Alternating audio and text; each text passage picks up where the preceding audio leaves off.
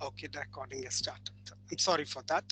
So 2007, 8, 8, 9, during that period is when uh, we approached, Natural Science Association approached CUPA. And Sudha ma'am was the founder trustee of CUPA based in the veterinary college campus. That was a short time. I was also staying in that quarters there. My father was the postmaster of the post office there. Madam readily agreed to have a show of this kind to be hosted in St. Joseph's. I remember Father Ambrose was the principal that time. And also, in addition, Madam gotten their vets also to give a free check for all the participants, the pets that took part in the show that time. So thank you, ma'am. It is in that connection that I reached out to you, and I realized that you are now the founder trustee of CARE, which was also launched recently, and you have continued to work compassionately with passion to serve for the pets and the voiceless. Thank you for accepting. The Natural Science Association could organize these webinars, activities, and initiatives and awareness programs, all thanks to the management, for the principal, Reverend Dr. Victor Lobo. It also happens to be Father's birthday today. And through this forum, I wish Father a happy birthday.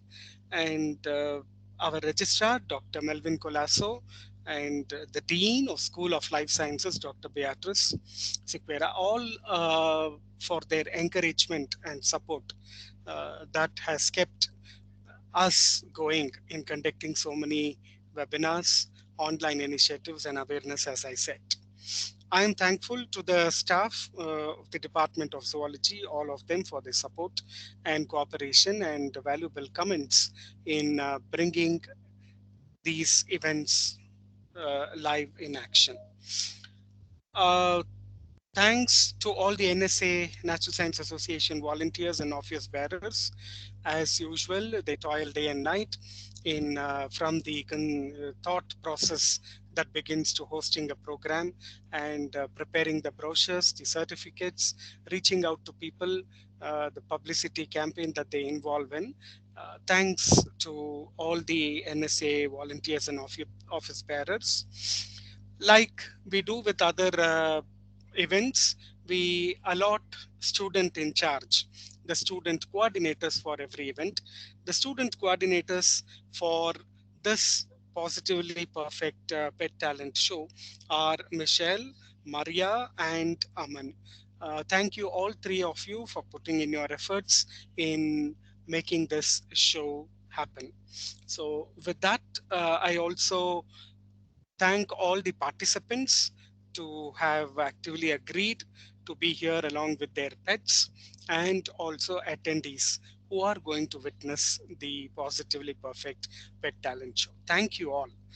Happy evening. Over to you, Michelle. Thank you, sir. So now we had a small introductory video of this event. So, Aman, can you share the video?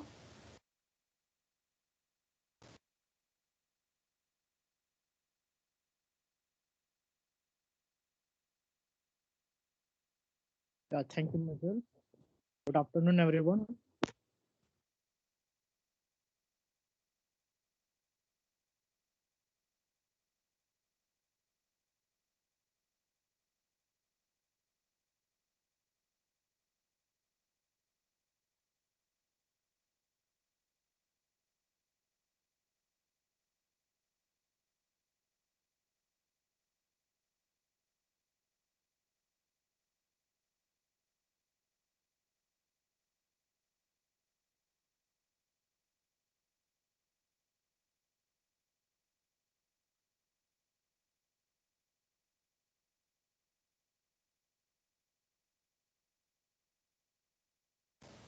Aman, could you share your audio, please?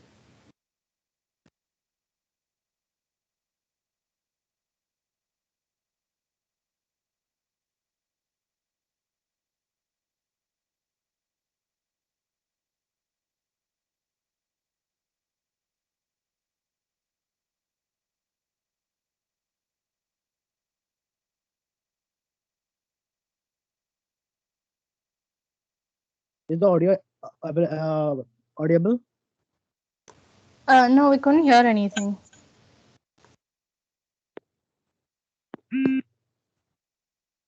Okay.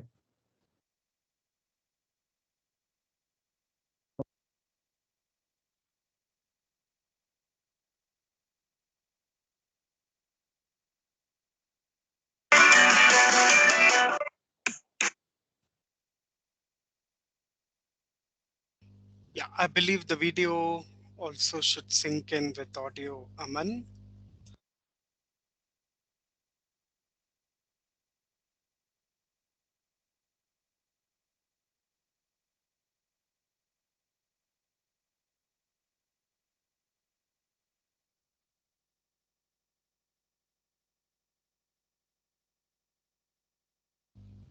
Yeah, we could see the video starting, but not the audio. Aman?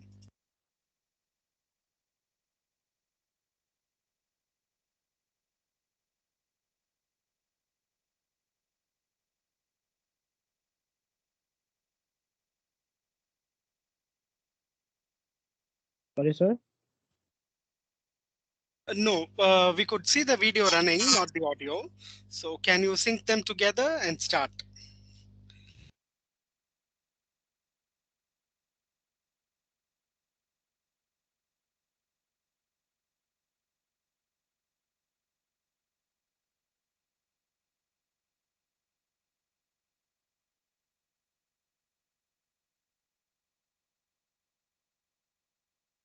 If there's any technical glitch, we'll move ahead with the speaker. Madam is waiting, and we shall play the video later. Is that okay, Aman and Michelle?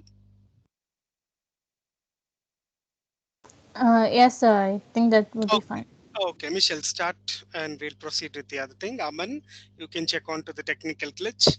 Once you're ready, we will play it. Okay, we will have the speaker now. All right, sir. So now I'd like to invite Maria Titus to introduce our speaker for the day.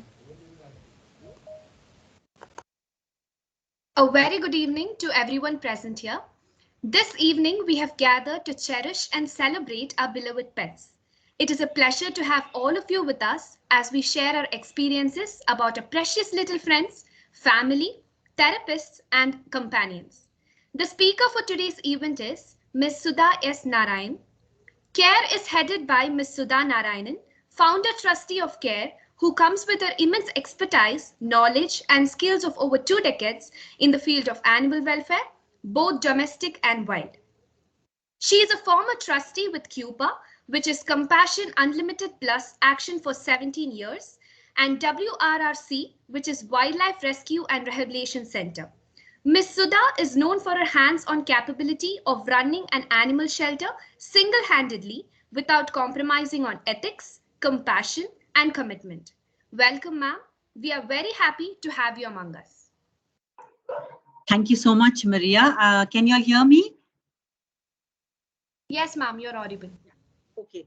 So first of all, thank you, the management of the college for inviting me. It's really my pleasure. Dr. Jayashankar, how to imagine that 14 years ago we met and we did the pet show there. And 14 years, long years later, we're doing it again, which is so wonderful because that means the students, like whether it was 14 years ago or now, the enthusiasm, the love for animals is so much there in these students. And that for me is so heartwarming. And we started off with, I think Michelle told us Hachiko's story. So why Hachiko? It's a very touching story. It's very beautiful. And when you see the film, if you're an animal lover, I'm sure all of us have cried watching the film. And some of us can't even, watch it till the very end. It's like that sad. But Hachiko comes with one thing, what Michelle very nicely said, the element of loyalty. And all of you who have pets and who are here on the show will know that dogs and even cats to some extent, your pets bring with them the factor of loyalty. We are not very loyal people as human beings, but they have undying love for us. They love us regardless of who we are. They don't care how you look, they don't care how you dress, they don't care what your background is, whether you can speak good English or whether you're scoring top marks in college, but they love you for what you are. That's the element of Hachiko's story, that loyalty till the very end. So what do we owe them? We owe them the same kind of loyalty. And that's why I say I start off with that as responsible pet owners. All of you are so young, you have your whole life ahead of you. You have animals as pets and you love your pet so much. Otherwise, you wouldn't be here today on this platform that Dr. Jaishankar and everybody else in the department has created, because you love them. And with that, you have a responsibility towards them. It's not just that, okay, you pet them when you come home and, you know, you take them for walks and everything. Your responsibility is that you look after them till the very end. How long do they live? A dog or a cat has a life of about 14 years maximum. Can we not give them that unconditional love and support, and the fact that even if you fall ill, we're there to hold your paw. We'll never let you go. Like the way Hachiko did that with his owner, his master. He waited till, you know, he himself died, not even knowing. He couldn't comprehend that his owner was never coming back. But you know your pet is there. You can see your pet for yourself. You know that there are difficult days when your pet falls ill. It's very, very difficult to look after, because I know I've had dogs, I've had pets who have had renal issues, who have fallen ill. It's very complicated. You have to sacrifice a lot of your time and energy into looking after them. But never, never give up on them, because they're such an important factor of your life, and they bring with them so much to give you. Like when they're around, you have a confidence which non-pet owners don't have. You have an element of compassion, which is so beautiful. You have kindness in you. You're a kind soul. And believe me, kindness is so easy. Being kind is so easy. I tell everybody, I tell all the children I meet that, what does it cost you to be kind? And all of you here are very, very, very kind people. I know, otherwise you wouldn't have pets. And I'm really, really looking forward to, you know, seeing some of you all. I know my time is so limited. It's only because I have so many things going on. In fact, I had to tell you that we are actually facing a lot of issues at CARE due to this current COVID situation.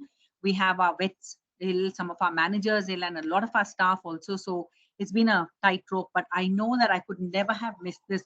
I would like to stay to see, you know, some of your pets also. But I also want to tell you, like when I started, I was as young as all of you. And Bangalore didn't have anything, literally nothing where you could volunteer. If you loved animals and you couldn't keep a pet, where do you go and volunteer? The city didn't have anything at that time except for something that was called Bangalore SPCA. And that was the only place where we could go.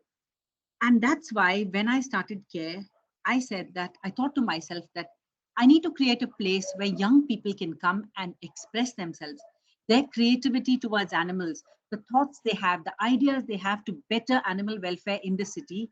This should be the place where they can come and where they can express themselves. And that's why we have a very robust volunteering system. If any of you would like to join our volunteer program, please go to our website and do so. We'd love to have you here. So when it was in 94 actually that Mrs. Menaka Gandhi, who is the founder of the animal welfare movement in India, she got in touch with me and she said, see, Sudha, I'm coming to Bangalore.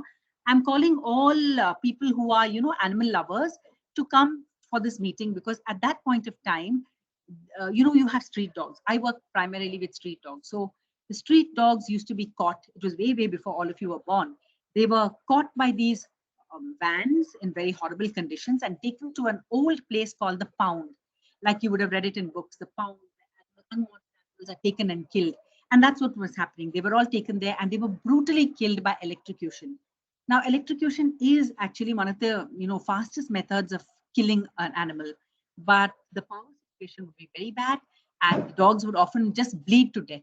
So it was very, very, very horrible. And it's still in my memory, that day that I went to see it, because Mrs. Gandhi said, unless you see it for yourself and feel palpably the anguish that those animals go through when they are subject to so much of torture, you will never feel like doing anything for them. It will just be lip service that, oh yeah, I feel so sad for them.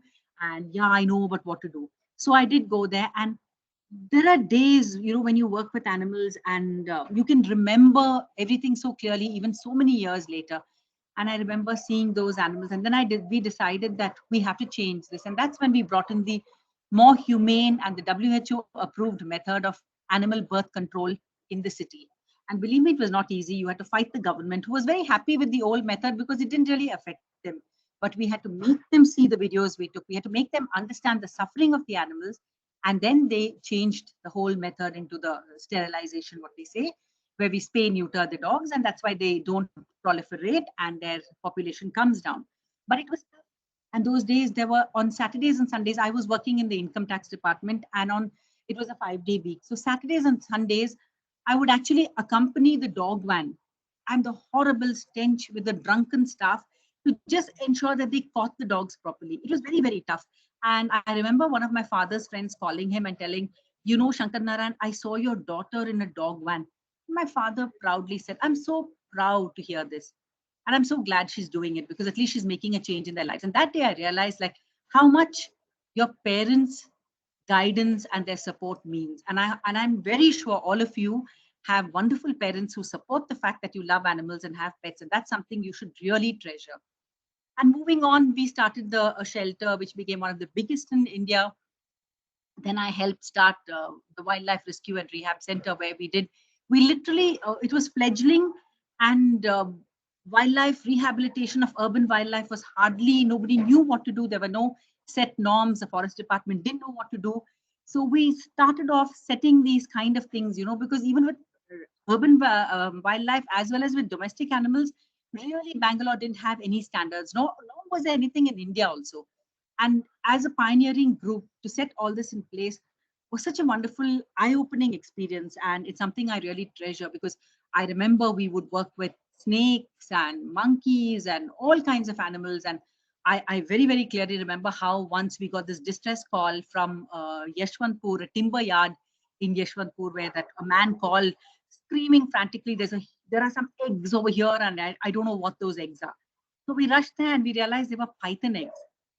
And we were working with Salim Hamid, who's one of India's most famous herpetologists. And then we realized that if this timber has come from Mangalore, because pythons you don't get in Bangalore, they're in humid conditions.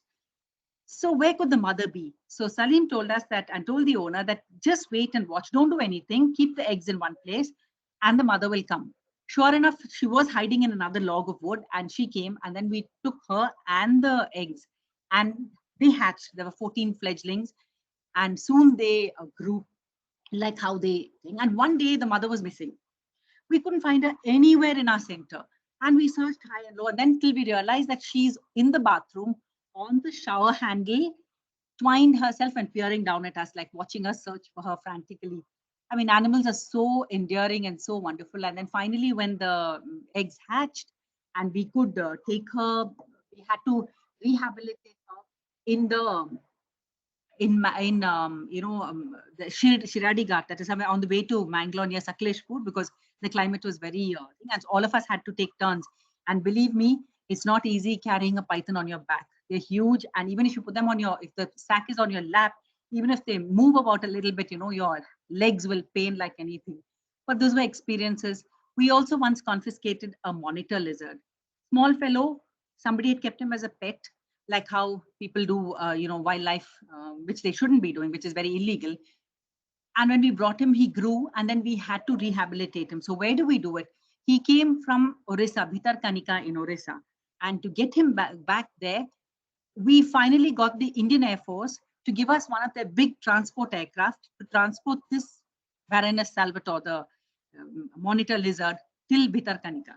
Unfortunately, the day before we were supposed to transport the animal, Kargil broke out.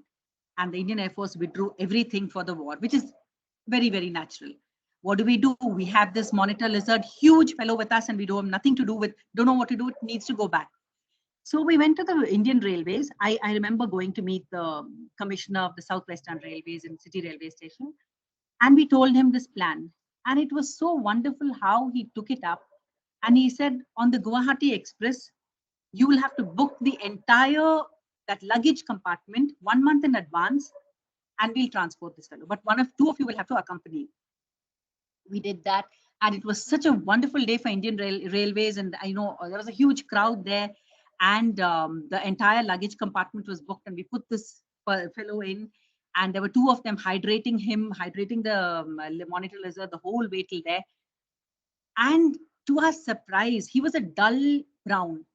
The minute he reached Bhitarkanika and he had, in Orissa, it was like raining over there, and he sensed that he was in his familiar surroundings, his whole color turned that lush green. And then they released him back into the waters over there, and he joined a group and went away. So when you work with animals and you put them back in their natural environment, if you're doing wildlife, or you find them a home when you're doing domestic, it's the most wonderful feeling. And that's what gives us the most happiness. We do a lot of, in 2012, I left CUPA because I wanted to do something on my own, and I started CARE. And CARE is named after Charlie's Animal Rescue Center. I'm sure Dr. Jayashankar remembers Charlie, but he was this little pup who came to me when I was in CUPA, and he was just 1.5 months old, and he was, run over by a car. And the car driver called us and told us, like, I'm bringing him to CUPA because I don't know what to do with him. His back leg is bleeding. I think the pup will die. So we said, yes, bring him. And when, like I said earlier, when you work with animals the way I work so closely, you experience some miracle moments. And these are moments that change your life. Some animal comes into your life and changes it. And Charlie was that. On that evening, I was there. Savita Nagbhushan, who now runs PFA Mysore, was there, and Dr. Lohit, who's one of Bangalore's most, very prolific vets. We three were standing when we received this parcel, this little blood-stained parcel, and we opened the cloth and we saw this little pup staring at us. And it was like he was looking into our soul. But the professors, this was 2002. So the professors at the veterinary college told us, no, his hind leg is so badly mangled, it needs to be amputated. It has to be removed. And he's not going to withstand that surgery because anesthetics and all were not really great those days. But Charlie looked at us. We called him Charlie, and he looked at me, he looked at Savita and Lohit, and he said, you don't do this. I want to live because I have a purpose. And Dr. Lohit amputated him, and the rest is history. He was a very, very naughty pup. I can't tell you how naughty he was. He used to bite everybody.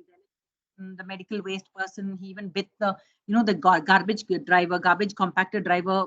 He bit him, and they stopped garbage collection for some time. He was that bad. But one day, one afternoon, the children from the Spastic Society came to the CUPA shelter to visit. And you know how they went to them. And I was watching how Charlie was with them. He was so wonderful. They were pulling his tail. They were this horribly nasty dog. He was so wonderful with them. And he was allowing them to pull his tail. He was sharing the lunch with them. Everything, everything he was doing with them, which is so wonderful. And that's when I decided that there is something about this dog. He seems to like children with special needs. Maybe I should put him into animal assisted therapy or canine therapy. I was doing it with a Labrador, and all over the world, we use Labradors, Dalmatians, Beagles, Golden Retrievers as therapy dogs because their temperament is such that they don't get provoked by the special child or the special needs person. But I took a risk, and I told my co-trustees at CUPA that I'm taking Charlie, and they said, oh my goodness, God knows what he'll do there. But on that day, I took him to Vishwas. This is a school run by the Air Force for their specially able children. It was a bunch of 20 children, some of them with MR, some of them with cerebral palsy and Downs and everything, autism, everything. And for him, it was like he found his calling in life. From then, there was no looking back. We went on to work with children, especially on children on the autism spectrum for about 9 years. And he passed away in 2017, 4 years after I started CARE. And when we sat together in December 2012, me and 5 other people, including Dr. Lohit and my sister Chitra, Megha Vijay, Wing Commander Lingaraj, and we said, we want to start an animal NGO. The first thing you do is, what do we call ourselves? And that's when we looked at each other and said, all of us have a common link, and that's Charlie. So we thought we will name this after Charlie, and we will dedicate what we do at CARE to Charlie, because Charlie taught the world. In fact, he was one of the 8 most influential dogs in the world. He was, ranked in that. And Charlie showed the world that you don't need to be beautiful, handsome, rich, fabulous on the outside to do something good. If you have it in you, you can do it. So at CARE, we follow the dictum that if Charlie can, you can. And if you give me just 4 minutes of your time, I'll just play a small video on what we do at CARE. You just give me that. Shashi? I'm just getting Shashi to come and play this.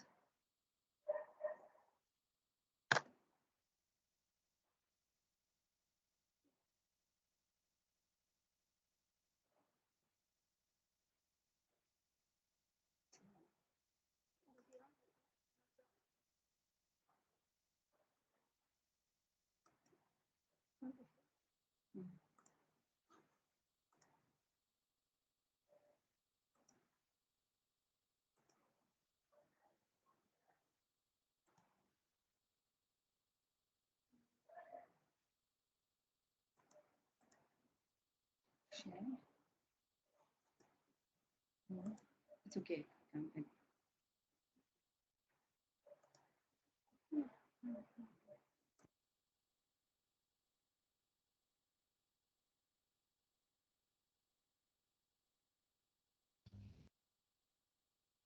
Our student volunteers will help you assist in that regard.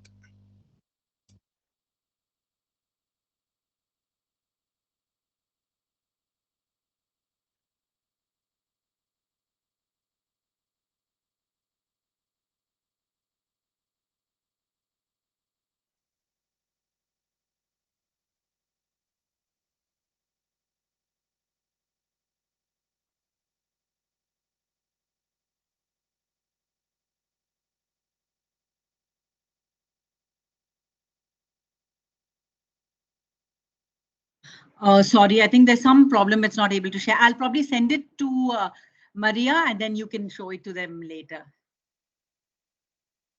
Sure, ma'am. Yeah. So what I really want to say here is I don't want to take too much time by talking because I know everyone's waiting with their pets. All I want to say is thank you for being such a compassionate group of children, and keep up this compassion. Don't let anything come in the way of your kindness towards animals. Never ever do that, because compassion is such a precious gift that we have, that you all have, and always keep the flag of kindness and compassion flying. Thank you so much for having me here, and it was such a pleasure talking to all of you. Thank you. Thank you, ma'am, for all those memories going back to the last decade. And thank you for all your support that time, coming with the vet, successfully conducting the pet show in St. Joseph's, which was done after a long period, a long gap, and also accommodating us, our NSA volunteers that time. We made a visit to Cuba, and it was a one-day presence there, attending to the requirements that you had asked to volunteer. So I now fondly recollect all those memories. Thank you for your support then, and we will continue to host such talent shows, awareness drives in future also.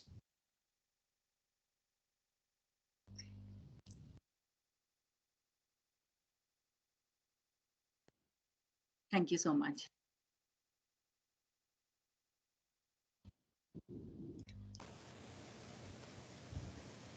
Thank you, ma'am, for that beautiful talk. It gave such an inspiring message, and I honestly didn't notice the time go by. It was amazing. I really loved it. Thank you. So now, can I ask Maria to share the introductory video, please?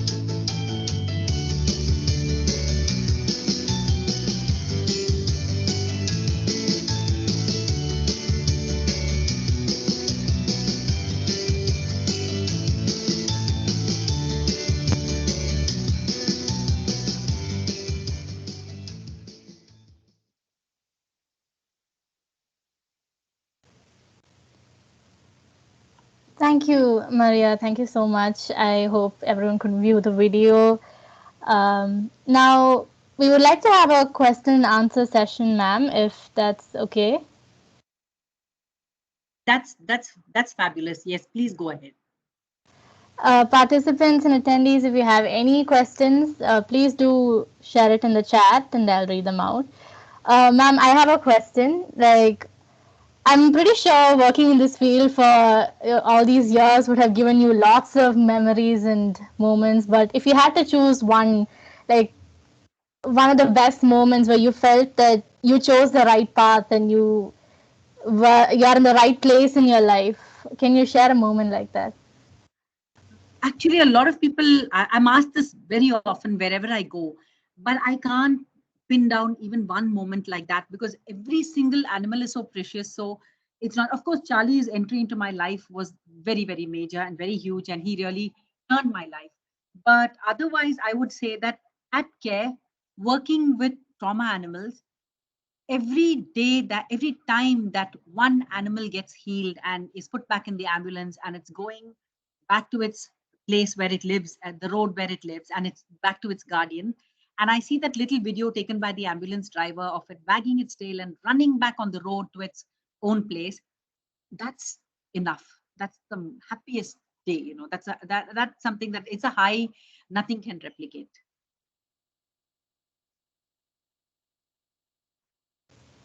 Thank you, ma'am, for answering that. Ma'am, I Another, have a question. yes. Ma'am, I just wanted to ask, what's your opinion on population control stray animals by BBMP or other agencies? The Just your BBMP is opinion. the BBMP is trying very hard because I'm working with them on the rabies aspect of it. And it's a tough job because I think the population now is 3.9 lakhs or something. And the city is expanding. It's like the way Bangalore was then, where you had very controlled areas, wards. It's getting bigger and bigger. And you have the outer areas, like Electronic City doesn't seem like the other end of the world anymore. It's still there. It's a part of Bangalore. It's like that. So when it is expanding and dogs from the villages are also coming in, the program doesn't seem to be all that effective in the newer areas. Older areas is fine, but not in the newer areas. But that is the only method. You cannot kill them. You cannot wish them away. They're here to stay. They're part of our life. And this is the only method that can help them.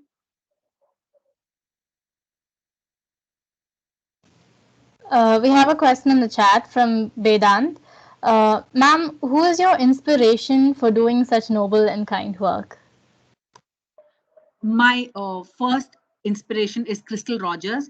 She was the founder of Compassion Unlimited plus Action Cupa, and she was an English lady who was passing through India. Like they always say, it takes a foreigner to teach us, like it took Mother Teresa to teach us compassion. So towards, the downtrodden. And she was passing through India in the 1940s. She was going to meet her fiance in Australia, and she stayed on at Delhi because she had a friend there.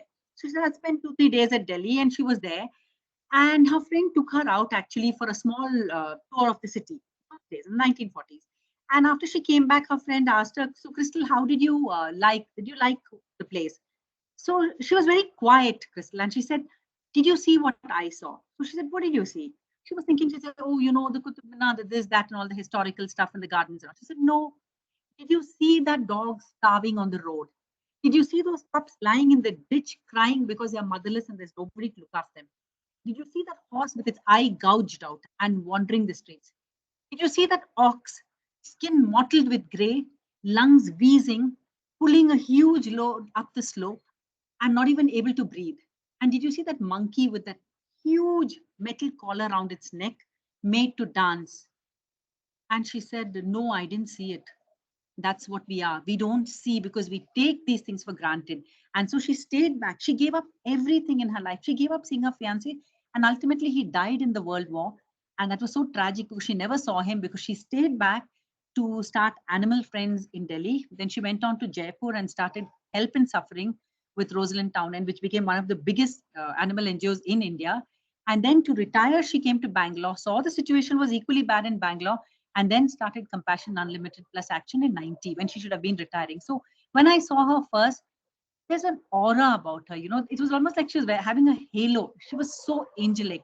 And then I thought to myself, I want to learn everything she has and everything she knows about animals and animal welfare. I want to learn this at her feet. And she's my biggest inspiration. Thank you, ma'am. Another question. 20CZBT17 would like to know, how should public respond to encounters of snakes and other wildlife in urban areas? How can we minimize stress on both sides? You minimize stress by taking control of the situation. Don't panic. See, now no snake will come and bite you just like that. It's only out of fear. So you minimize the fear concept in the snake and in yourself. And please don't panic, because even if you're bitten, there is a cure. You're not going to die on the spot, drop dead, like they say. There's nothing like that. You still have a time factor where you can be rushed to hospital. The only things that you need to remember is, if you are bitten, please do not, do anything like lying down. Don't stand upright. Keep yourself upright. Keep it very warm. Try not to drink anything and get yourself to a hospital to take the injection, and you'll be fine. The polyvalent serum that we say. But what at that point of time in a situation you should do is, you should have all the numbers on your phone at speed dial of a snake rescuer, and you should call them immediately. And there are many of them. There's a network. They will come within the next few minutes, or call one of us. We will send somebody. And try to keep the crowds away. When people start, of course, the snake can't hear. Whatever you scream and shout, it can't hear, but it can sense panic. It can sense the footsteps of people around. And when people start dumping around or walking around and the crowd start gathering, it panics, and that's when it retaliates. So whether it's a monkey trapped in a room or any kind of urban wildlife or a snake, the first thing is, don't panic. You take control of the situation because you're sensible enough to do that. Keep the crowds away, call a rescuer. Do not, and if you see an injured animal, please do not feed it, because you do not know what it requires, whether it's a dog or a monkey or a bird, especially birds, squirrels, whatever animal you see that is injured. Do not, the first thing is neer kodi something, or hal kodi. Don't do that. Please do not feed the animal when it is under stress. You will cause aspiration, choking, and ultimately death of the animal. And it becomes more difficult, because when the animal comes to us, when it is injured, either to us or to the urban wildlife center, when you anesthetize, the food or the water that it has taken in, forcibly ingested, acts against the anesthesia and causes death by choking. So be very careful and always keep calm. Keep calm, call us. Thank you, ma'am. I have a question. What are the things? Are there any things you should keep in mind while adopting an animal from the animal shelter, pet care shelter? Anything that we should keep in mind or take care of? It's a very good question, because adopting from a shelter is slightly different from adopting from a friend who has a dog. Because when you adopt a pup from a friend, or you've seen the parents, you know the background of pup, because the parents, the mother dog is there, the mama dog or the papa dog, either one of them is there, and the family where the pup is coming from. In a shelter, these are animals that are brought off the road. Either the adult ones are abandoned on the streets by their owners, or the pups just come and people pick them up and bring them in. Of course, all shelters keep them for 10 days, which is a minimum period for any rabies to manifest, and then we vaccinate them. But there are hidden viral illnesses that could manifest only when the pup goes to a new place. So a lot of patience is required. And if the pup does fall ill, get back to the shelter, keep them informed, take their help, and be very patient. The only thing you need to do is, you need to be very patient with animals adopted from the shelter, because they are not coming from a very stable background. They require much more love, much more strength, handholding, and compassion, and they need patience, loads and loads of patience. You can't give up on them after the first week and say, oh, this is too much. No, you just be patient. Everything will fall in place. Thank you, ma'am. How can we associate? Oh, sorry. Yeah, continue, please. Can I ask a question? Yeah, Yes, sure. sure. Go ahead. Yeah, okay, thank you.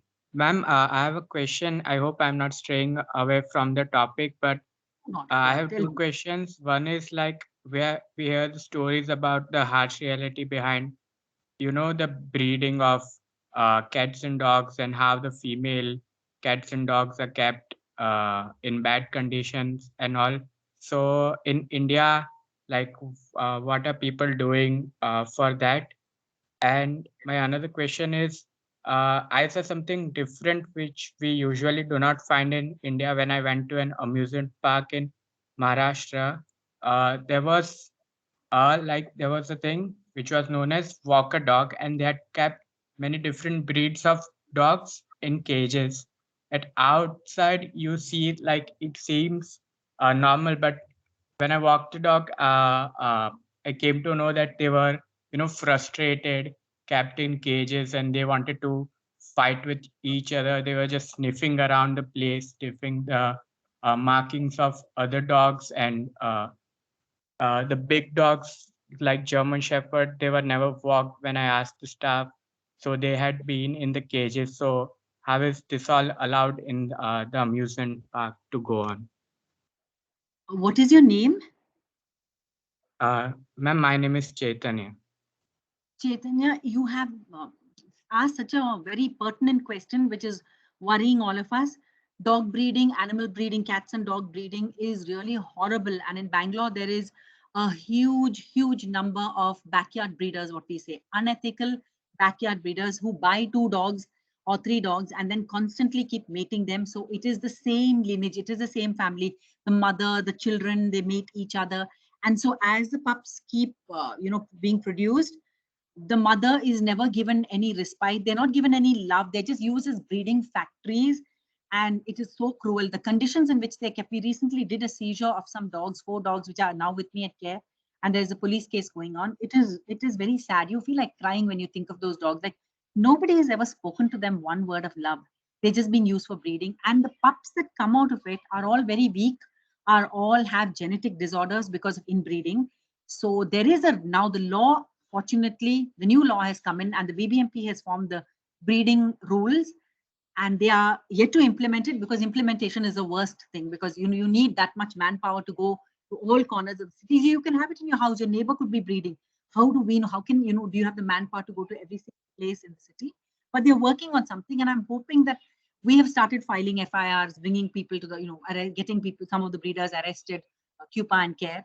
So we're hoping that with all that, with the district SPCA also being formed, things should change. But this thing of the amusement park and having this, I wish that we had reported this to any other NGO in Delhi, which could have filed a cruelty case and confiscated those dogs, because that is not the right thing to do. And it is a form of cruelty, constantly having somebody walk you up and down, giving you no access to recreation, giving you no access to any kind of freedom to be a dog. What is the essence of a dog? To run around on 4 legs, ears flapping in the wind, smelling things, being joyful. And if you're confining them to do these kind of things, it's very, very sad. It's really sad.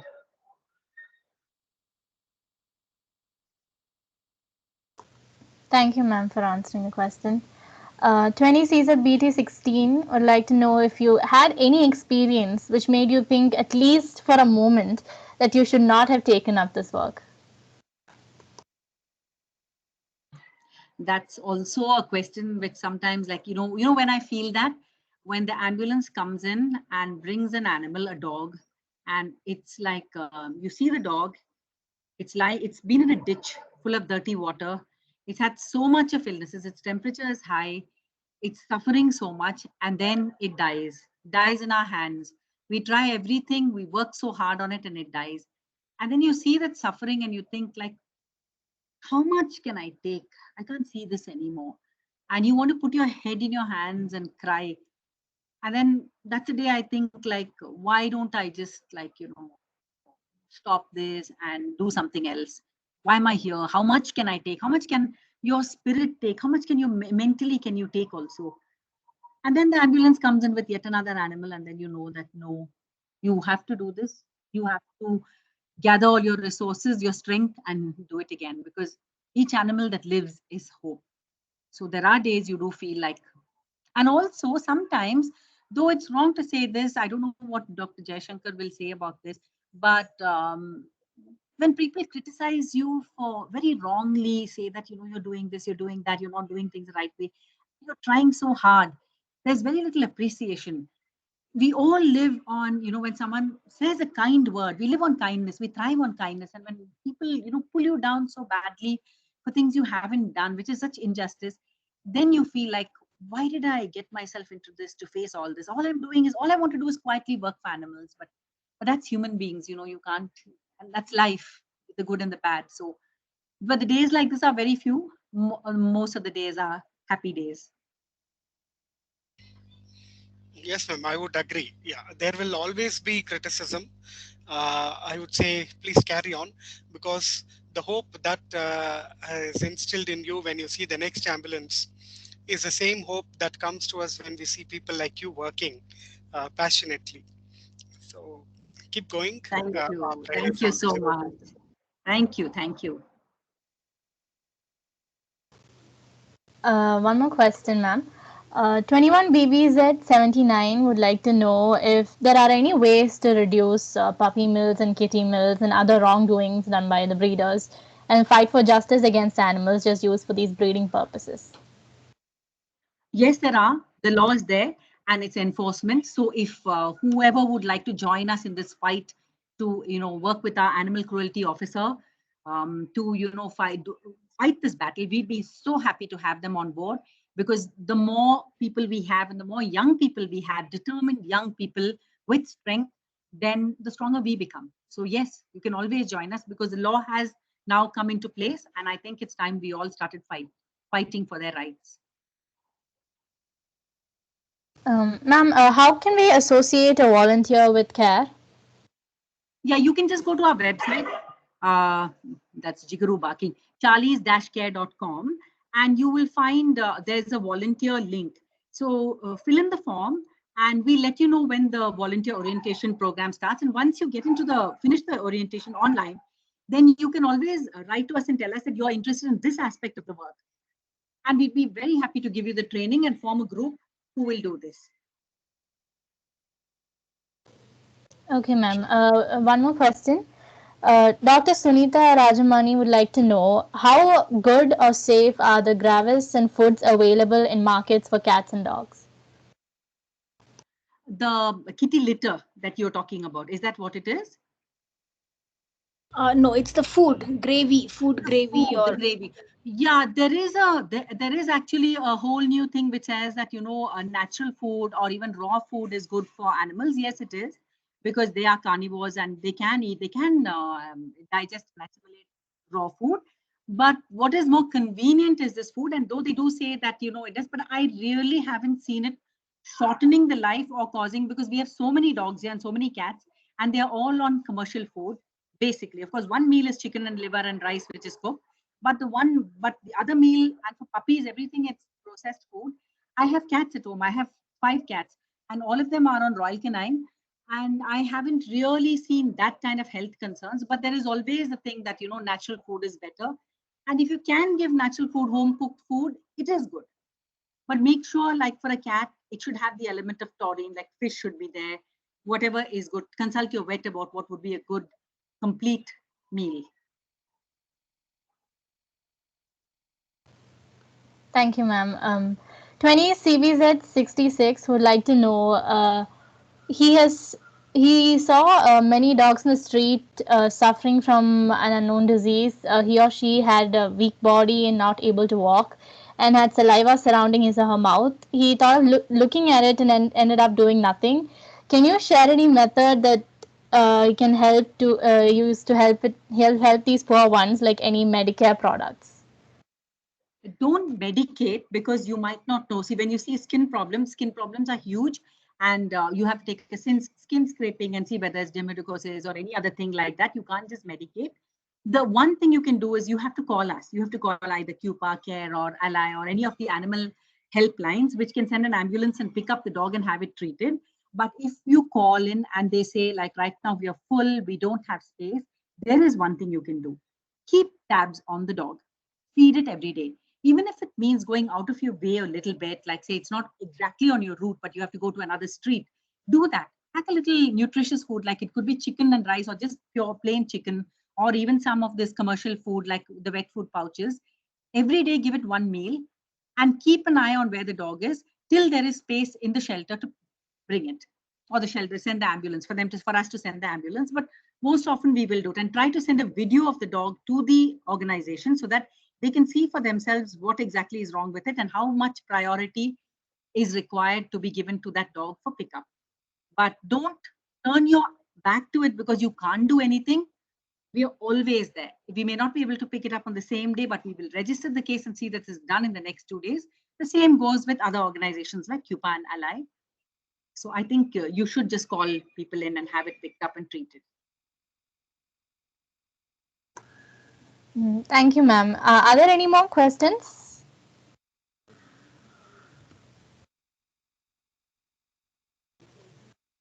I think we are done with the question and answer session, ma'am. Thank you for patiently answering everybody's questions. Thank you so much. I think I have to leave because 5 o'clock I have actually another meeting. Is that okay? Yes, ma'am. Thank you. As you said, we will very soon contact you with this volunteer group. We will continue this association with CARE from St. Joseph's. Thank you, Yeah, ma'am. I really want to thank. And please, from all of us at CARE, please wish Father a very, very happy birthday from everyone at CARE. And our best wishes to the college, to all of you.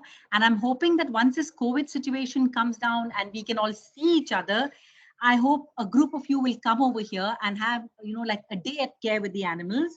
If Maria, Michelle, one of you can get in touch with me, form the group, and when things are better, of course, and all of you can come. Maybe one day you can just spend time with our animals, give them a bath, cuddle the kittens, brush the cats, brush the dogs, all that, and also see the trauma care work that we do.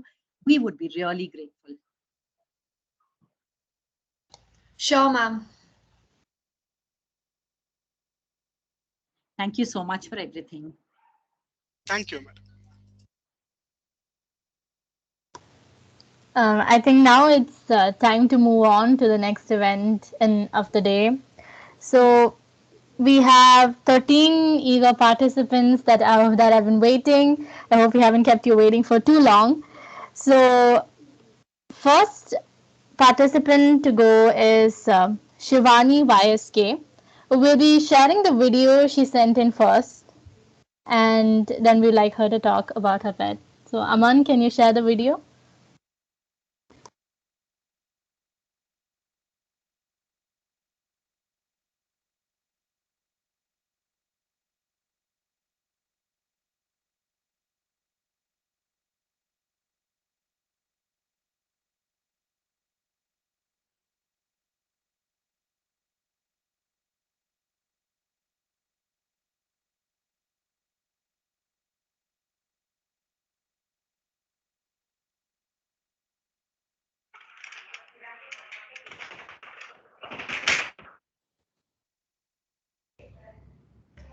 Good.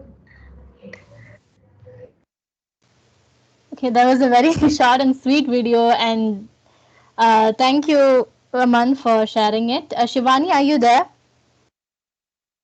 Yes, good evening. Should I uncam? If you can switch on your video. Yes. Yeah, we had suggested come with your pet. Yes. Screen. Both of them are here. This is Maple. Say hi. Is your video on? Because we cannot see it. I'm so sorry. Okay, this is Maple. Good evening. I'm Sivani, and I have two companions as of now. This is Boofy, the beagle, and this is Maple, the cocker spaniel. So the video was about Maple. She's very naughty. She's a cocker spaniel, and she's not a very big fan of socializing. She's scared of people, but at the same time, when she gets along with you, she's always all over enthusiastic and happy to be around you. And this is Woofy. Yeah. She's very naughty again, but she's more of a silent killer. She's a beagle, and she loves walking, and she gets really aggressive sometimes.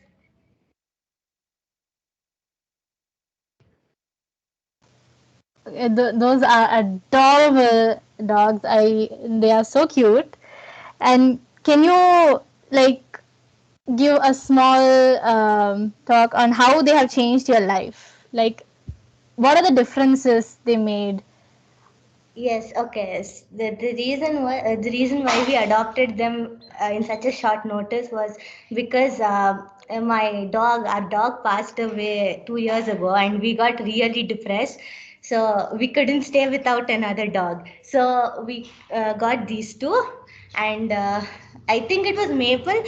This one was infested with fleas when we first got her, and I once sat on the terrace with her, and she just came near my feet, and she looked up with me with those puppy dog eyes, and I think that was when I felt an instant connection, and I've always cared about these two more than anything. They're like my little siblings. That is so sweet. What are their favorite activities? Like, what's their favorite thing to do? Okay, Maple loves fetch. She loves fetch. She always comes and circles around you whenever she wants to play with her favorite toy. And she doesn't even run fast. She wants you to chase her and catch her. Whereas Woofy she loves walking.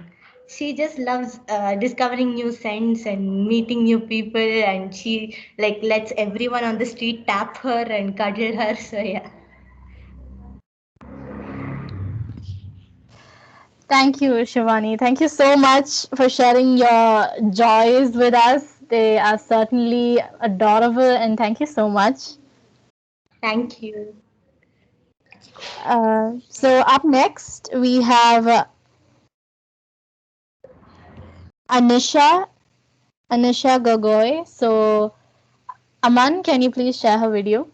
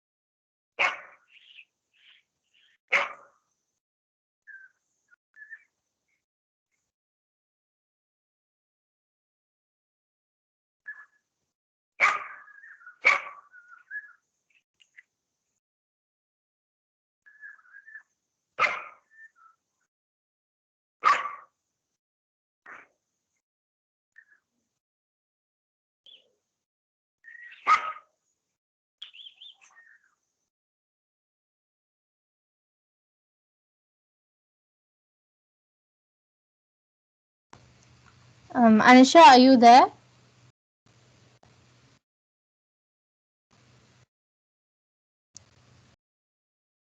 I just got word that she's having a network connection. So if she isn't here, we can go on to the next participant and have her talk when she joins back.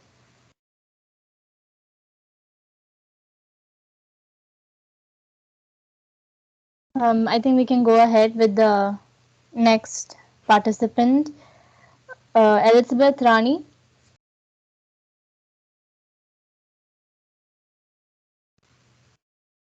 Yes, ma'am.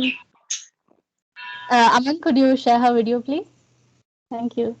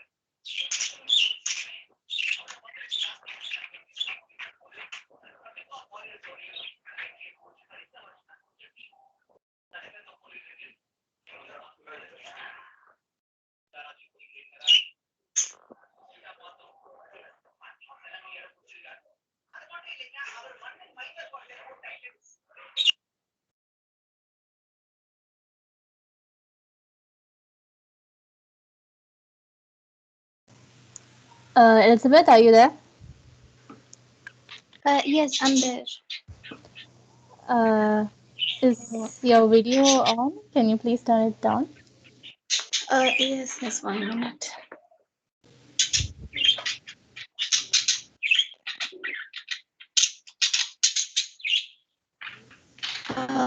Is it visible? Yeah, we can see. So, good evening, everyone. These are my pets. I have two lovebirds. He is known as Lemon and he is Aqua. So, it's a great experience having the lovebirds with me. I could learn very much about them, like being friendly and helping each other. And I spend most of the time with the birds, and I enjoy watching them playing.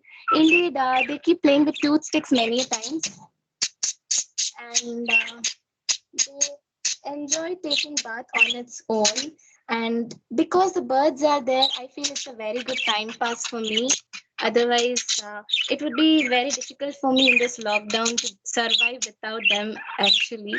And when they were inside, like we were inside home during lockdown, they were with me, accompanying me throughout every day.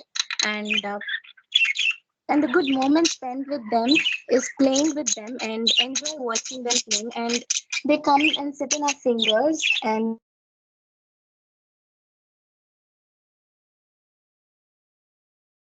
and the good memories are like spending and cherishing good moments with these birds.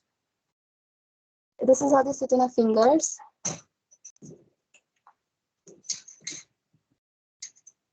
Mom, am I audible? Yeah, we can hear you. So this is how it sits with us and plays.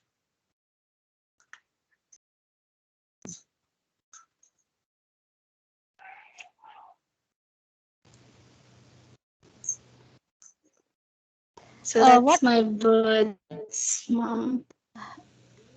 Thank you, Elizabeth. So, what made you get birds? Like generally, when you think of pets, the general assumption is you get a cat, you get a dog. What made you want birds? Mom, it's because I asked for pet, but my father told like dog and all, we cannot have it in the third floor, so he just bought birds for me. Yeah, I understand that completely. The same, same. My father also Yes, says. mom, like we are on the third floor, and he's like, we cannot take it down every day. Like, what in case you can't take care of it good? So it's better we can have birds. You can also spend time with it.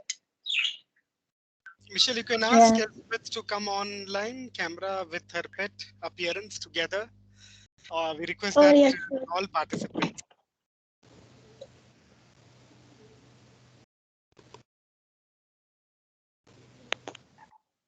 So you can see my bird. Both of you. Huh? Yes. Yeah. Yes, sir. Thank you. He's lemon, and he's aqua.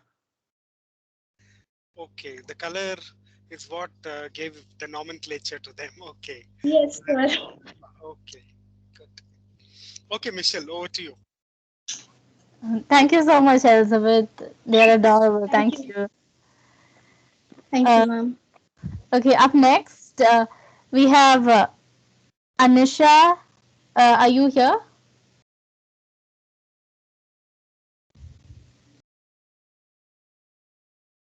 Yeah, I'm here. Yeah, so we shared your video earlier, and so now could you speak about your adorable pets, please? Can you turn your video on? Is it possible? Sure, just 1 minute.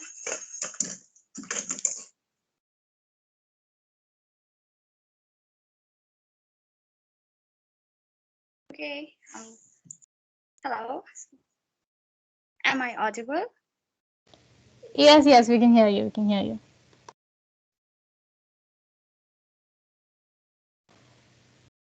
So do you have your pets with you now? She's actually in the other room. Okay, that's okay if your pet is sleeping, it's better not to disturb. So could you please tell us about your pet? Oh, okay, sure. So the name of my dog is Bruno Gogoy, and oh wait, I sent you the video. It's there, right? I, Yeah, yeah, we already shared the video with everybody. oh, okay.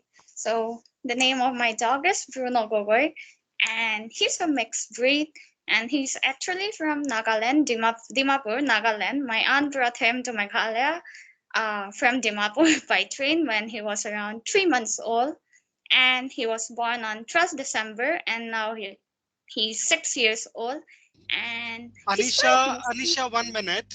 I'm Dr. Yeah. Jaishankar. Can you tilt your camera? Your face is not completely visible. Yeah, a bit more so that we can see you. Okay, Your sure. pet video was already shared. So now you're sharing your experience about your pet. Yes. So Bruno is a very friendly and amiable dog. He loves company and he's quite social, but at the same time he's quite possessive actually.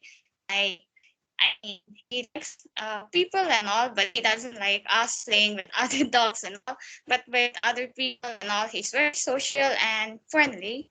And he loves the company of human beings. So whenever we have guests and all, he always come ahead and welcome them. And he tries to sit with them together. And if we keep him in another room, he'll bark or he just won't stay alone in the room when we have people over. So he's always social. He tries to befriend people and all. And when it comes to kids, he's not really uh, playful with kids. I mean, he's friendly with kids, but he's actually scared of them due to his past experiences with a child with my neighbor's friend. So he likes kids, but he tries to keep away from them. So Bruno, he's quite playful and he's always cheerful and active. So mischievous also, but quite funny. So every morning he always comes to my room and barks at me and he wakes me up to go for a walk. And if I don't wake up, he'll jump on the bed and pull me with his paws and paw at me and tries to go for a walk. And he's quite playful and with him and he loves to play a lot and he's up to mischief and whenever he wants attention he'll take my soft toys and run off and he loves the game when he takes the soft toys of mine, chases him around and he runs everywhere with me chasing behind him and this is one of his games to gain attention from us. And then when it comes to traveling, he loves traveling a lot. Like if we go out, he knows beforehand that we are going out. But it's weird. Like during weekdays, he never annoys us or something. But on weekends, whenever he sees my dad, he knows that it's a holiday. He'll always get ready to go out for a drive or so. And when we travel, he's always going with us. We can't ever leave him behind.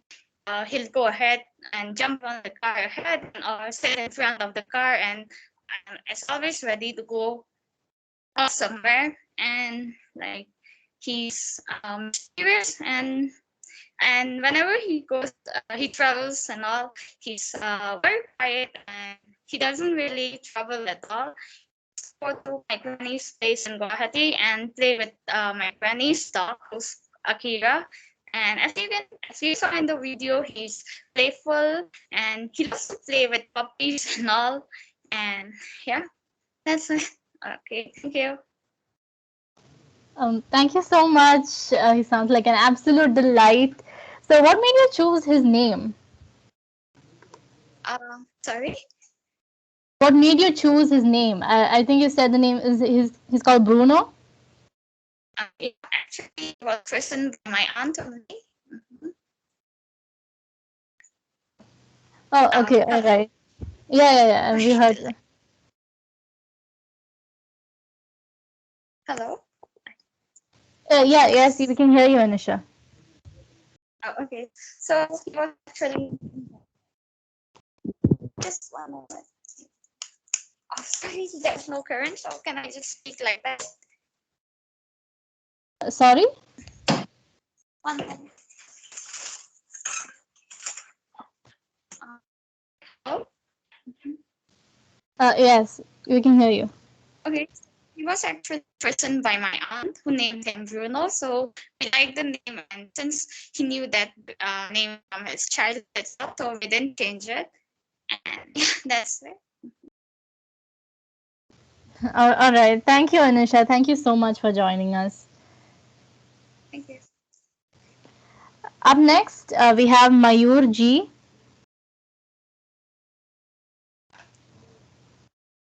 Are you here, Mayur?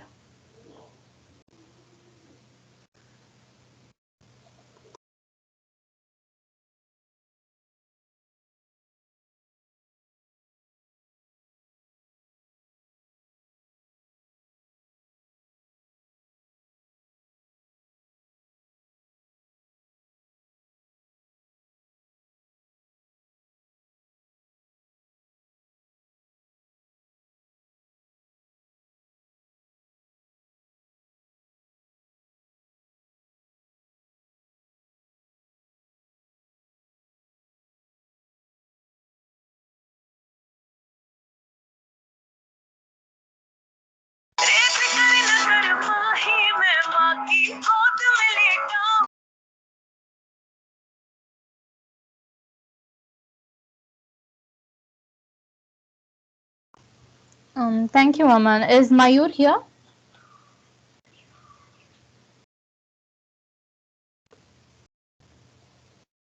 I think we can move on to the next participant. Kaushik S. Are you here? Yes, I'm here. Oh, okay. Thank you. Aman, could you play his video, please?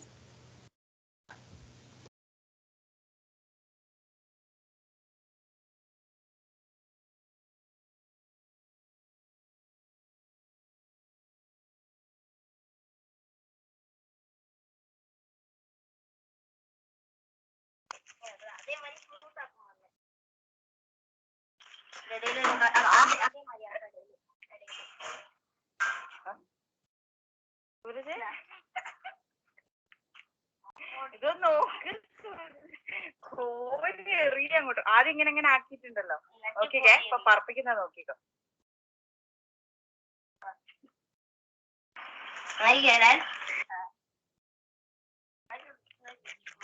മണ്ണിനാദ്യം സ്മൂത്താക്കി പഠിച്ചു പിന്നെ ഇങ്ങനെ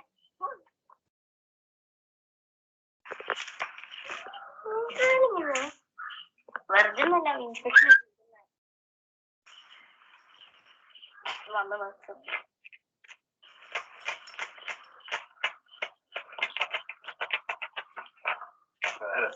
ക്ലീനാക്കി സൂർജ അവിടെ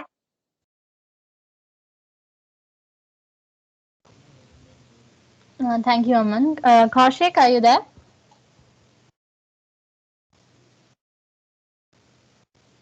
Yes, I'm present. So, are you able to turn your video on? One second. Let me just try. Apparently, my camera it's not switching on.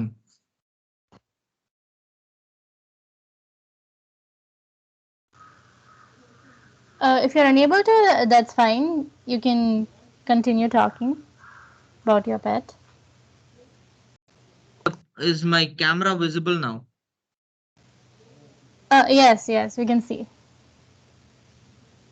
Here she is. She's a total drama queen. It's a love-hate relationship between us. I annoy her. She hates me for that. So, my dog, she's a beagle. Her name's Zoe. She's 1.5 years old. Actually, speaking of dogs, I used to be afraid of dogs. And the only reason we adopted her was because of my brother. He had insisted my parents to get him a dog. Since the beginning of time, he loves dogs, especially breeds who are very friendly with kids, like Labrador retrievers, golden retrievers, and beagles.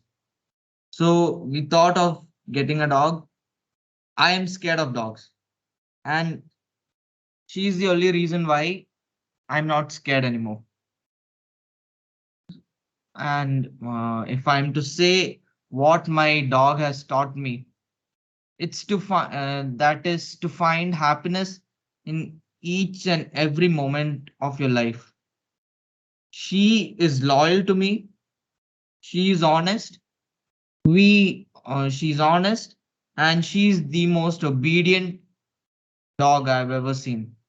We normally hear people say that their dog is the most obedient or their pet is the most friendly one. Every pet parent has their own story. So I'm similar to those pet parents, and I love her with all my life. She's my life. I'm there for her. She's there for me. And like I said, the thing that she has taught me the most is to find happiness in each and every moment of your life, even if that moment is an insignificant one. She taught me compassion, love, and never to hate others, because the world we are in right now only runs on the thought of having work and requiring money for that work to be done, for that job to be done. So when we are running for our lives nowadays, we tend to forget how much our families, our closed ones, our relatives, our girlfriends, our boyfriends, our parents, how much they sacrifice for us, for our happiness. And that's what she has taught me. It's just happiness and spreading compassion and happiness throughout the world. For for she is the one who taught me. Again, she's the one who taught me that everyone should be treated equally and no one should be discriminated based on their gender, race, and caste. Thank you and have a nice day, people. Thank you. Thank you so much. Just to And play the devil's advocate, I hope Kaushik, the naming inspiration did not come from the Dictator movie. The lead role is also Zoe there. If you watch the movie,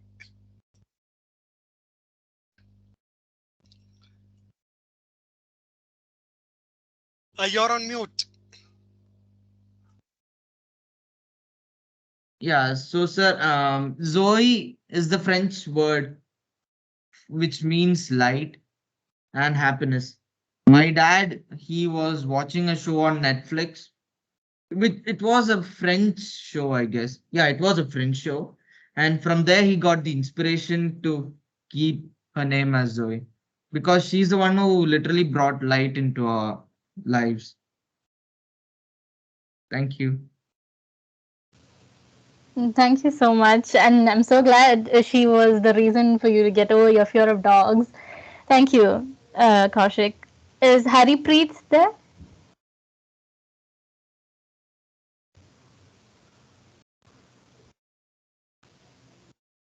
Harpreet AP.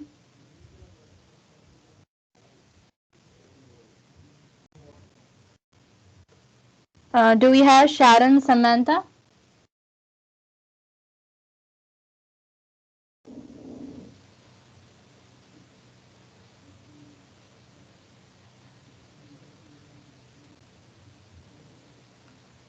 Is there Natalia Rajkova? I'm sorry if I'm saying your name Yes, wrong. ma'am, I am present. Okay, you're Natalia Rajkova? Yes, ma'am, it's Natalia Rajkova. Okay. Aman, could you please share her video?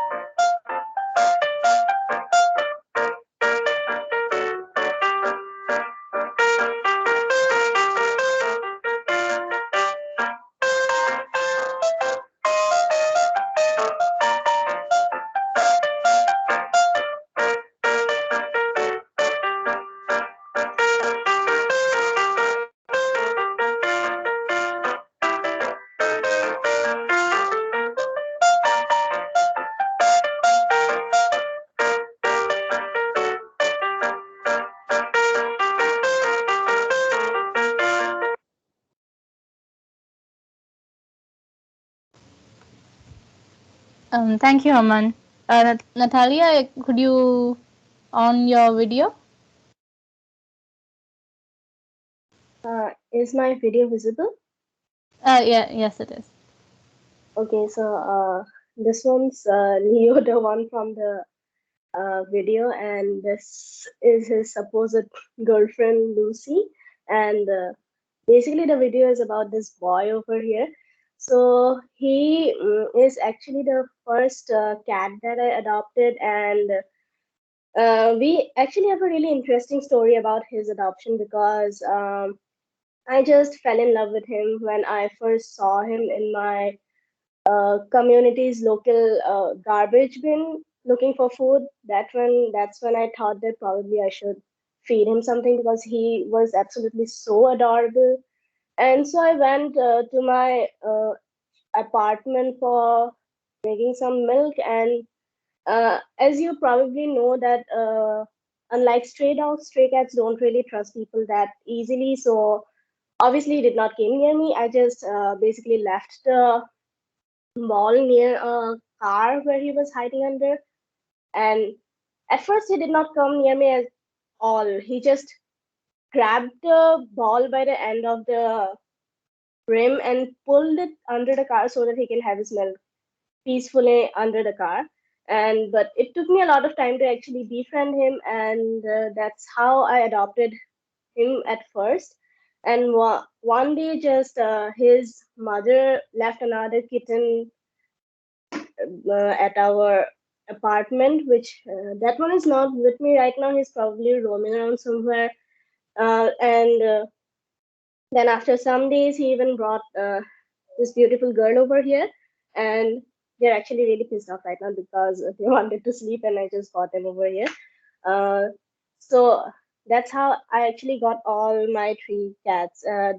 This girl over here was actually an abandoned one because, and how I know that because generally stray cats don't trust people, and she was the one who generally trusts a lot of people because at first stray cats don't even go near humans. So when she just came to me looking for food, I then know that this one is not a stray cat and probably an abandoned one. So, like many people, since I stay in a flat, which is in the second floor, it's difficult keeping cats over here. So, they till today, I just feed them and they just come to sleep and eat in my apartment. And for the rest of the day, that's another problem with stray cats because they won't stay in one single place since they have the habit of roaming around. But I still feel happy for them because being able to give them a home, being able to feed them, so that's everything that makes me happy. It also took me some time to train these cats not to get on top of kitchen counters or probably uh, dining tables and sofas, since my mom is not a very big fan of cats getting on top of those things. But they're actually really well behaved, and Leo almost behaves like a dog, to be honest. So that's it. Thank you. Thank you so much. It is. We are so very sorry for disturbing their sleep if they wanted to sleep. And so, do you know what they like to do most? Like, what do you find them doing? They don't generally stay inside the house because stray cats don't really. I mean, like they're now domesticated. They used to be stray, But the thing is that they still cannot be kept inside the house because every time I just bring them in, they want to go out.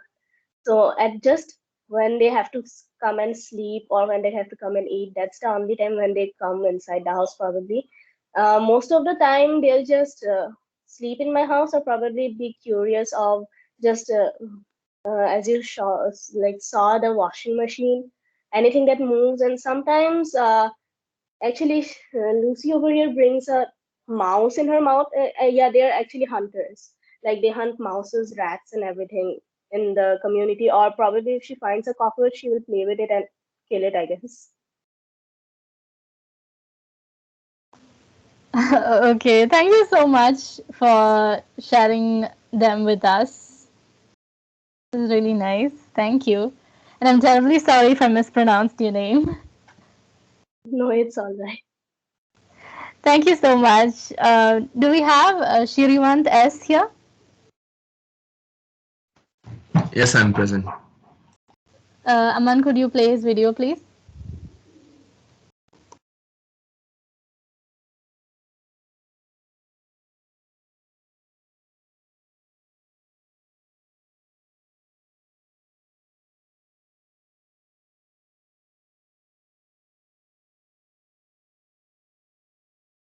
Your right, your left, left. Good boy. Your right, your left, your right, right, right, right. Good boy. Your left, left, right, your left, your left, your right.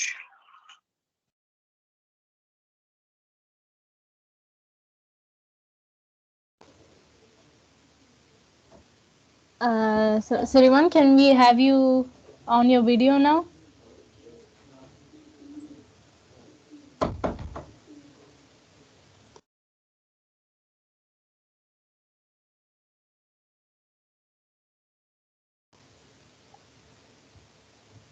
Are you still there?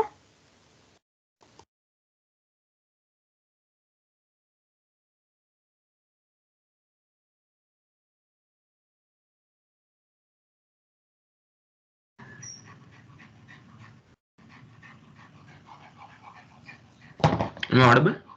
Yes, you are. Yeah. This is Leo, and he's 1 year old now. We're not. Okay, we can see your video. Thanks. Is there some network problem? Am I audible now? Yes, yes. Okay. Leo. This is Leo.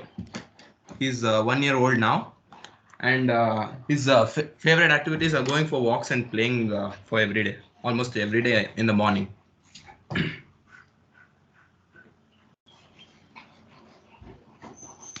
So how did you get him? We actually bought him last year, like November 2020, and it's almost been like 1 year. And we got him when he was a pup.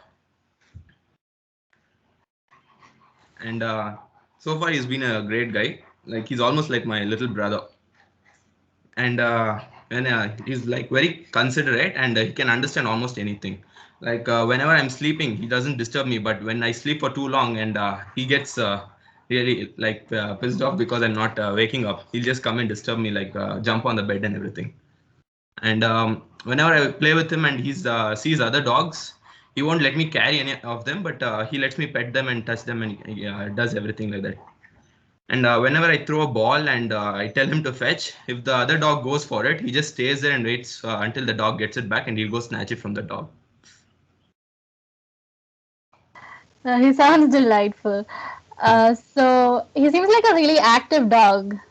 Yeah, he's very active. I have to take him twice a day for walking. So what's his very favorite thing to do? Does he love to walk? He loves to walk, but mostly he likes to play with his ball and frisbee. And what went behind naming him Leo? Well, now he has shed most of his hair, but before he almost had a mane almost like a lion, so we just named him Leo. Like when he was a pup, he almost looked like a lion, like a premature lion, but as he grew up, he almost grew a big mane. Thank you so much, Sharivan, for Thank you. sharing your video and everything. Thank you so much. Do we have Rennie Damien? Yes, I'm here. Aman, could you share her video?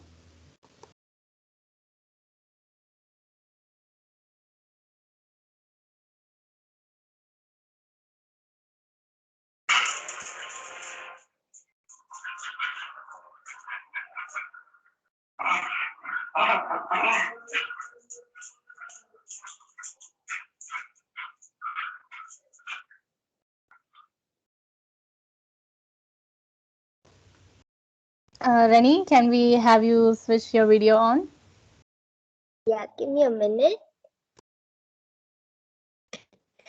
Yeah, can you all see me? Yes, we can see you. Okay, so this is Wendy and this is Olive. So they're both Dachshunds. Wendy is around 9 years old. Olive hates cameras and she's 5. And they've both been with me for quite some time. And as you guys noticed in the video, they like to play with each other a lot. So that's just a snippet of a whole 2-minute fight that went down between them. But Olive wins at the end of that every single time. She loves wrestling, even though she's extremely small. And she can't see in one eye. She's blind. She's been born blind in one eye. And yeah, these two are basically my lifelines throughout. So how did you get them? So they're actually a mother and daughter duo. So Wendy is 9, as I mentioned, and I got her as a surprise when I was around 15 and I was really, really sick. My dad decided to surprise me with a dog, and it turned out to be the best surprises of my life. And I remember he told me he'd be really late for a meeting because of a meeting, and he would come home late. And so that evening, he brought home a little basket, and I thought it was my favorite fruit since I was sick.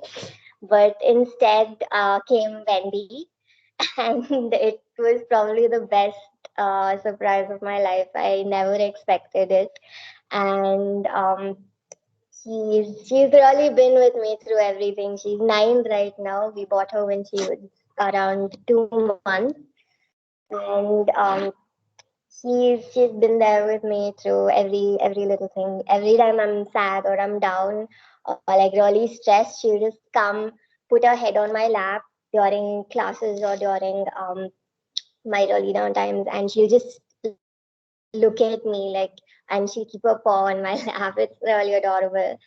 And Olive came around 5 years later, I think, yeah, if I'm not wrong, during a lovely Christmas night. She had 2 other siblings with her, Cleo and Vinny, who we had to actually give to a farmhouse in Mumbai because we couldn't move 4 dogs. My mom would have got mad. But yeah, they both have their own unique personalities. Olive's basically this little queen in the house. She's a total drama queen as well. Loves all the attention, very, very fancy, very fussy with food. But at the end of the day, they both are really the sweetest and most incredible, compassionate beings I could ever imagine having. So I'm pretty sure there are plenty to choose from, but if you had to choose, what would be one of the like best memories you have with them? Best memories. Wow, difficult question. But I think the one memory where Wendy gave birth to these puppies. So actually, that was a rather tragic story. When she was pregnant with her pups, we didn't really know how to go about the whole breeding procedures and how you need to take care of a certain medical procedures. So we had to give her to a breeder of ours who we knew, but sadly he mishandled her and she ended up in the hospital. And my dad had to fly down from Kochi just for the procedure, and by the time we got there, they had already conducted the surgery without our consent, and we sadly lost about 4 pups. And I think, I know this is not the best memory, but I'm getting there. So I remember when we all walked in on that table, the doctors actually told us that by the time we get there, she might not be alive. And that was the worst day of my life. But when I got there, I remember seeing her on that observation table. She just looked up and she just started wagging her tail, and she started um, trying to move around and trying to, like, say that, hey, I did it.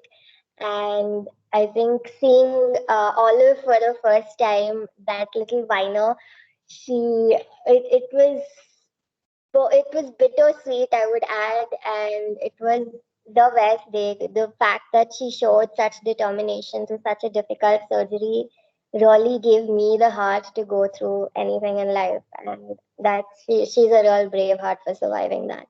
That was the best day. That was beautiful, Rennie. Thank you so much for sharing them with us. Thank you. Thank you. Thank you. Do we have Janvi Rakecha? Yeah, I'm there. Aman, could you share her video, please?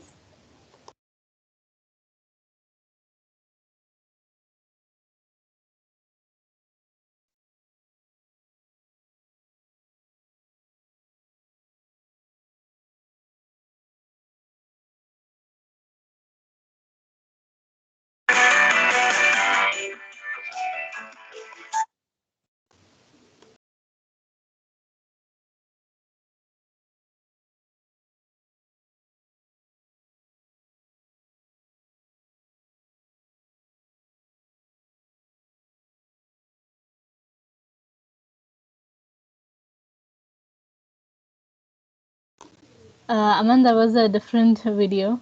Do you have the one? Yeah, I had shared a separate drive link. Yes, we got it. 1 second.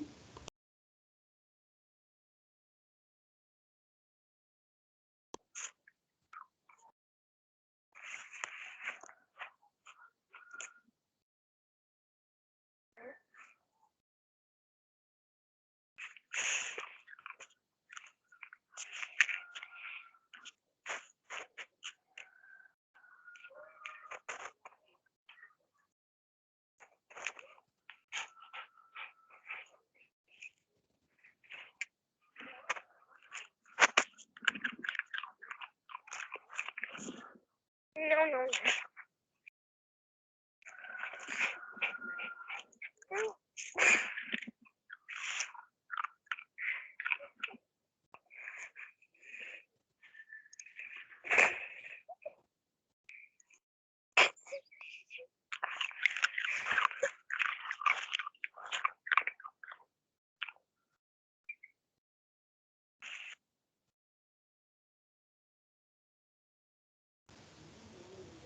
Janvi, can we have you switch your video on? Yeah, can you see me? Yes, we can. Yeah, so I have a dog actually. It's a German Spitz. His name is Fluffy, and right now actually he's sleeping, but I can still show a bit. There he is. He's sleeping. So I have him since a year actually. I got him really like a small puppy in my hand. I was like, it's a very funny story if I tell you how I got him. I was actually after my dad that I really want a dog, and the description would be like, I want a white dog with furry texture. I gave him that detail, and he was like looking for dogs in the entire village out here because I stay in a tea garden. So I actually got him from the village here itself. So I just had him in my hand, like literally this small, and I actually felt sorry also because he was like, just a pup. He actually needed his mother at least for some time, but then it was fine. I gave him that love and care. And to be honest, whenever I'm sad, this guy is the only one who can like actually make me happy right now. So yeah, that's it. Thank you. So, what's his favorite thing to do? He is like, normally we keep him in chain because he hates humans. If he sees strangers, he'll go after them, barking, and if the stranger is scared of him, he'll surely bite that stranger. And he does not like touching, people touching him a lot. And he loves eating chocos. And once you like leave him, get him free for some time from the chain and all, then it'll feel like as if you put petrol in his, body, and then he'll just run like a rocket or missile. So yeah. Thank you, Janvi. He sounds like an absolute delight. Thank you so much for sharing your video and your thoughts. Thank you. Uh, do we have Bedant Kabi Maharana here? Yeah, I'm here. Okay, Aman, can you share his video, please?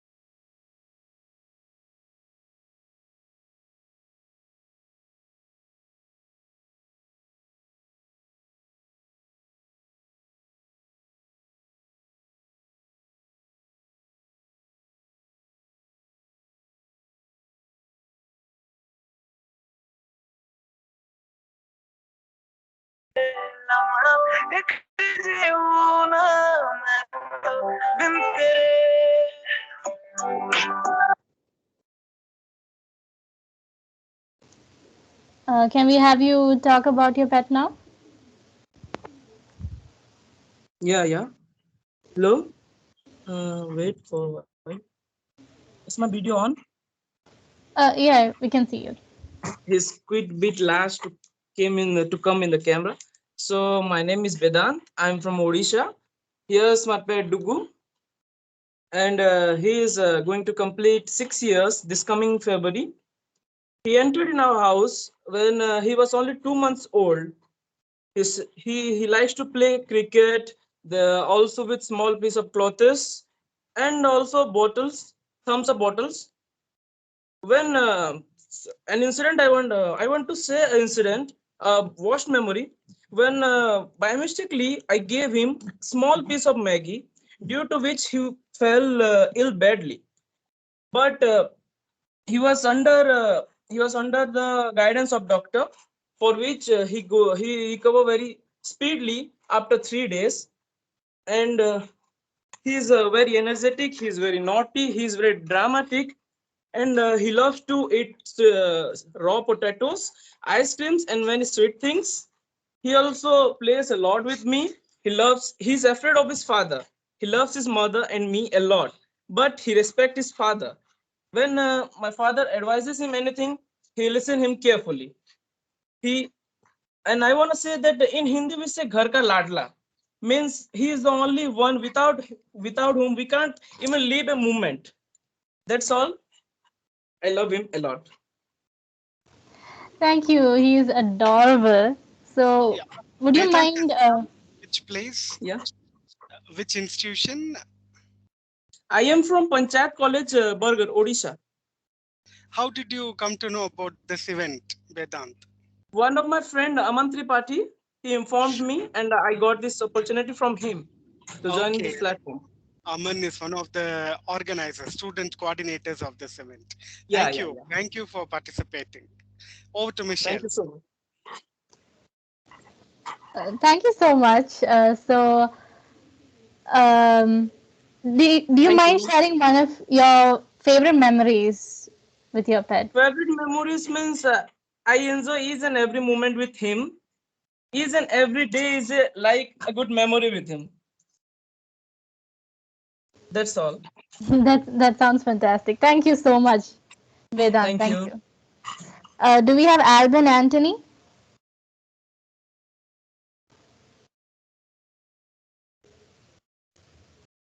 Is Alban Anthony here? Okay, if not, then I think that was the last participant of the evening. So, did anyone lose their chance? Mayur Ji, Haripreet, AP, Sharon, Samantha, are any of you here?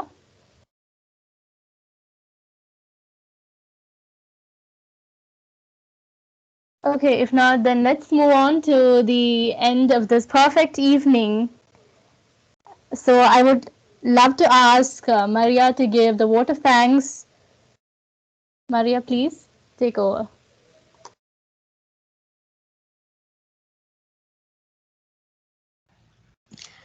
Acknowledging the good that you have is the foundation for all abundance. On behalf of all the members of the Natural Science Association, I extend my sincere gratitude to our college management and our beloved principal, Reverend Father Victor Lobo, for helping us put our thoughts into action. I extend my gratitude to the Zoology Department of our St. Joseph's College and all our professors who have been encouraging for the success of this event. Thanks to our speaker, Ms. Sudha S. Narayanan, who readily shared her knowledge and enlightened us about our friends. A very big thank you to all the presenters who willingly included us in their pet family and shared their stories with us. We are forever grateful to our Natural Science Association coordinator, Mr. Jaishankar. Thank you, sir, for all your efforts, ideas, and support. I would also like to thank all the core members of the Pet Show webinar and the members of the NSA who worked together to make this event a successful one. Last but not the least, I thank all the attendees who spent their quality time with us in loving our pets. Thank you. Thank you, Maria. I will be failing in my duty if I don't thank all three of you, the student coordinators, Michelle, Maria, and Aman. As I am talking to you, I see my pet cat playing here. What happens is when you're into organizing, you tend to lose out to be a participant. I hope he's not angry for not letting him compete or participate in this pet show. Let's see some other time. So thank you all. Thanks all the participants for being here with us to witness this pet show. Hope we take this forward and not end it here. Form a group of volunteers to associate with CARE and similar such organizations that are working towards care for the voiceless. Thank you all. We planned it for 2 hours and we are exactly on time. Yeah, thank you. Anything else the student coordinators can? If there are any participants who want to share their feedback, they're most welcome to. If not, we come to the end of this Pet Talent Show hosted by the Natural Science Association, Department of Zoology, School of Life Sciences, St. Joseph's College. Thank you, good sir. evening, everybody. There's a gentle reminder that the feedback form has been pasted on the chat box. Kindly do fill it up so that you all can avail your certificates. Thank you so much. Thank you, Rebecca, the president of the Natural Science Association, this academic year, Ashwant also, and all the other office bearers. You've been toiling, working round the clock in making certificates, in recording and posting them on different social media to propagate whatever is being conducted by the Natural Science Association. Thank you, all of you. Thank you. Then over to Michelle and Maria to give a formal ending. So thank you all for joining us, and I hope you all enjoyed it a lot. I know I enjoyed it a lot. Instead of scrolling through Instagram looking at a lot of pets and their adorable videos, I got to sit here and actually hear the experience of a pet parent. So I'm really happy about that fact. Thank you all for joining us. Thank you. Also, a big thank you to Michelle for being such a great anchor for us. And also a gentle reminder, do follow on all our social handles so that you all can stay connected for more fun and interesting webinars. Stay tuned, guys. Thank you so much.